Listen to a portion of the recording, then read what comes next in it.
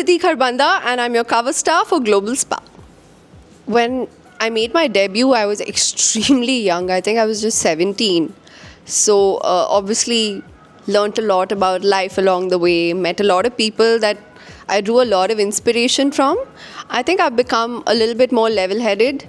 I've become more emotional, but in a practical sort of way where I don't let my emotions get the better of me, but I don't forget to feel when I'm supposed to feel. I think that's the biggest life lesson I've learned, that I allow myself to feel the way I want to feel and I don't judge myself. I don't care now. Duniya gayi tel lene. It's just about me now. It was absolutely smashing. It was different in the way that, in films, I'm very used to doing like 8-10 hour shifts. With this particular show with Rana Naidu, I did put in a lot more work. But having said that, I mean, for me, the most exciting part about making an OTT debut was to try and do something that is not expected of me 100%. It was a great way to experiment also in terms of playing a character that I've actually never done before. So for me, that was the most exciting part. While it may not matter to too many people, the truth is I've never cut my hair short. So actually going short was like giving myself a mini heart attack, and I made it through that. But overall, the experience was fantastic. And I think what I was most worried about is how people are going to perceive that character. I know I said Duniya Jaye Tel Lene, but the truth is, when it comes to a performance, you want more people to like you and to appreciate you, or to at least notice you, even if they hate you. But I'm just glad that it was loved, and I'm really grateful for every review that I received, whether it was from a critic, whether it was from a filmmaker, or whether it was just from fans, or whether it was just the audiences that love Rana Naidu. So overall, I think I got really, really lucky with that role, and I'm very proud of the choices that I made. Nothing was envisioned.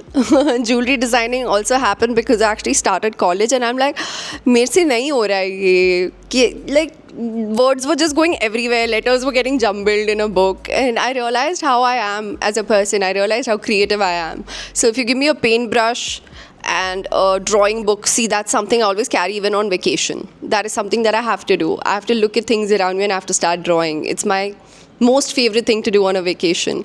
So I think I implemented that I focused that energy into, I had to choose between fashion and jewelry, and at that point every single person I knew was doing fashion, so I decided to opt for jewelry because stand out to karna hi hai. The transition was, I think I was meant to be an actor always. I can't even say that I chose acting. I think acting chose me, and I'm so grateful for it. I think I was always meant to be an actor.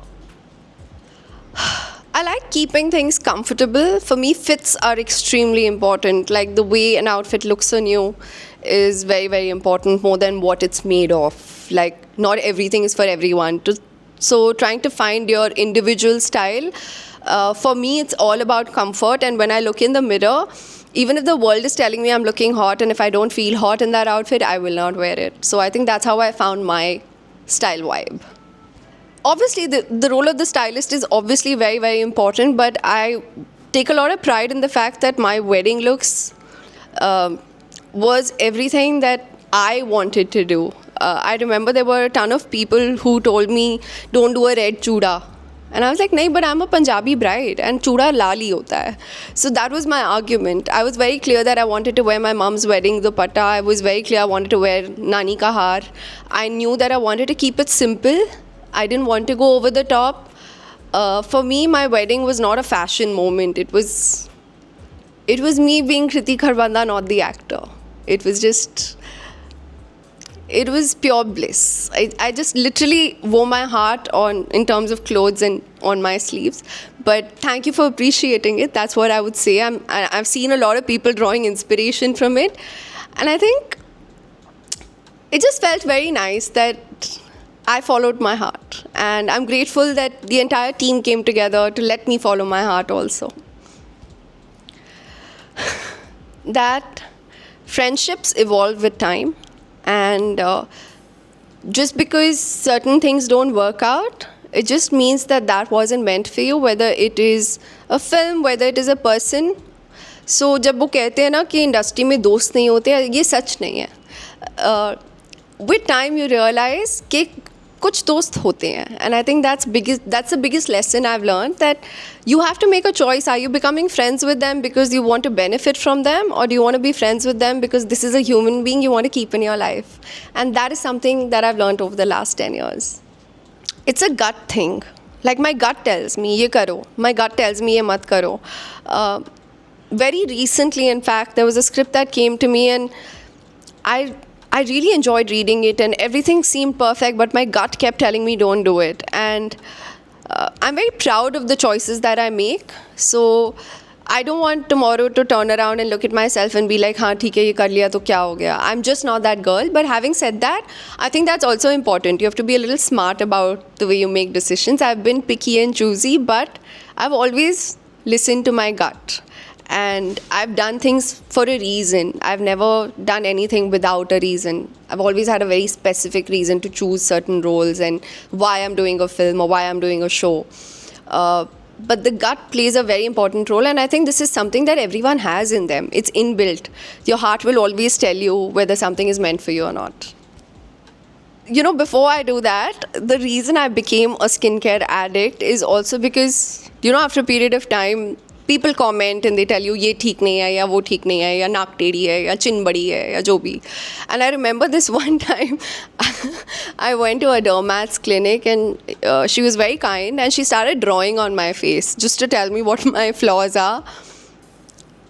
And by the end of it, I looked like a cartoon, like with all those, you know, those pencil marks on my face where अच्छा इधर से lift, इधर से ये, इधर से वो, इधर से fill.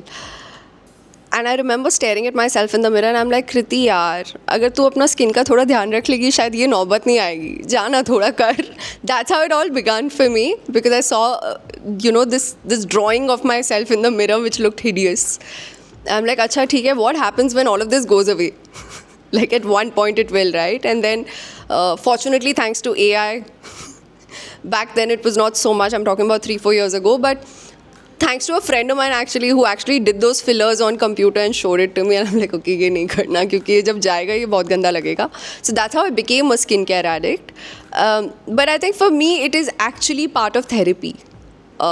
Whenever I feel low, whenever I feel anxious, whenever I feel overworked, my go-to is skincare. My go-to is a face massage. Like for me, skincare is about not just what you're putting on the skin, but how you're treating that product. So I love giving myself face massages. I love giving my ears, like I massage my ears a lot. We don't realize how many knots we have in our face. So I like to release myself of all that stress. It is genuinely a de-stressing activity. And this is something that I tell everyone. Like my friends and family have also walked up to me and they're like, okay, what to do? And it really works. It really, really works. Face massages are something that really, really work beyond products, is my thinking, yeah. Wellness philosophy simple है. एक कान से सुनो, दूसरे से निकाल लो. All will be well, always. So many. I mean, there's no two ways about it. There are so many roles that I'd love to. I wouldn't talk about it from a remake perspective, but I'd love to play an extremely, character out of mythology. I love the idea of the past. I think it's exciting for me. Anything futuristic is exciting for me. I'd love to play a sports person. I'm a trained tennis player. I played tennis for like 6 years of my life. So I'd love to play a role, maybe reprise Sania Mirza someday. You never know. I mean, I just want to be like a sports person on camera, or I want to be something from mythology, or I want to create a character that's maybe just of a girl next door, but I want people to look at her and relate to her. I don't know how exciting that is for you as a viewer or as a listener, but I know when I think about it, it puts a smile on my face, yeah. I definitely see the audience is evolving a lot, and I think it's time for cinema to play catch up. The use of technology today is so high that everyone has access to everything. And fortunately for us, the way I've been seeing the industry grow, I know that people are putting a lot more time into putting their scripts together to make sure that what they're delivering at the end of the day is absolutely amazing.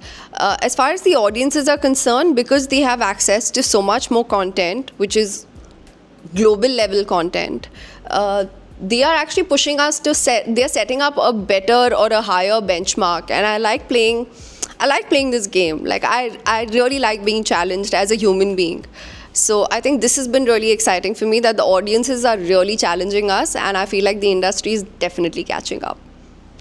For me, my favorite will always be Kriti the actor. She's the best version of me. I love her. And that just makes me a better wife. That just makes me a better person. And I mean, a skincare addict, yes, as much as I am that, it's just one part of my personality. But I think Kriti the actor is the whole package. Baby doll, comparison destroys personality. Don't do that to yourself. There are enough people in the world who compare you to others. You don't need to do that to you. You're special. A lot, actually. So much that I can't talk about, which I'll tell you off camera also. But the next 1 year is, in my opinion, going to be the most exciting phase of my life. Not just my career, but I think of my life. I'm really excited about what's coming. I have 2 very good scripts. I have certain plans in place that have been in the works for like a year and a half. And I can't wait for the world to witness that magic. I'm so thrilled. I'm really thrilled about the future. 3 things I love about GlobalSpa. I think y'all like really nailed it by calling it GlobalSpa. I think it's one of the coolest magazine names or brand names. I would call it a brand name. That's one thing that I love. I think secondly, I think this has been one of my coolest, funnest, fastest shoots. And I love that everyone collaborates here. It's not a one-person game. It's not me, it's not you, it's not the stylist, it's not just the photographer. I actually felt like everyone, you guys also today, you all have been so fantastic. जब मैंने कहा twirl नहीं करना है तो सबकी हंसी निकली. But I think overall, just my experience, it's hard to put into words. This is the last thing we're doing today and I don't feel tired at all.